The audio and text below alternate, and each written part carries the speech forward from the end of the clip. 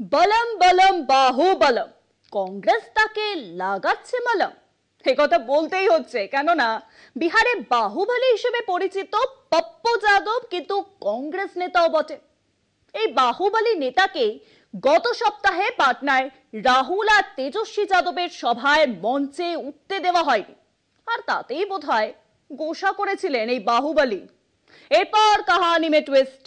গতকাল রাহুল গান্ধীর সঙ্গে বিহার নির্বাচন নিয়ে মুখোমুখি বৈঠক করলেন পূর্ণিয়ার সাংসদ পপ্পু যাদব।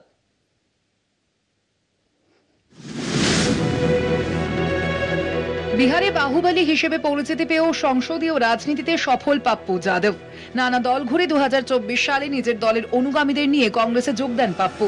পূর্ণিয়া থেকে নির্দল প্রার্থী হিসেবে জয়ী সাংসদ পাপ্পুকে ঘিরে বরাবরই নানা বিতর্ক।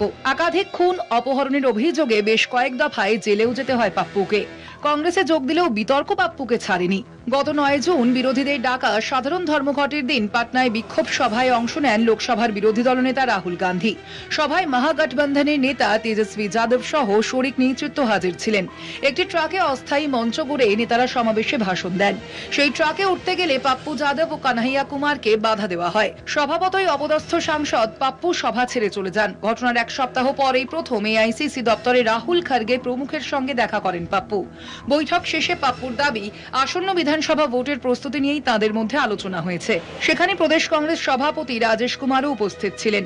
রাহুলের নির্দেশে পাপ্পু বিহারের নির্বাচনে সর্বশক্তি নিয়োগ করবেন বলে জানিয়েছেন।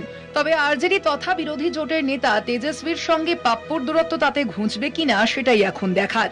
কলকাতা টিভি।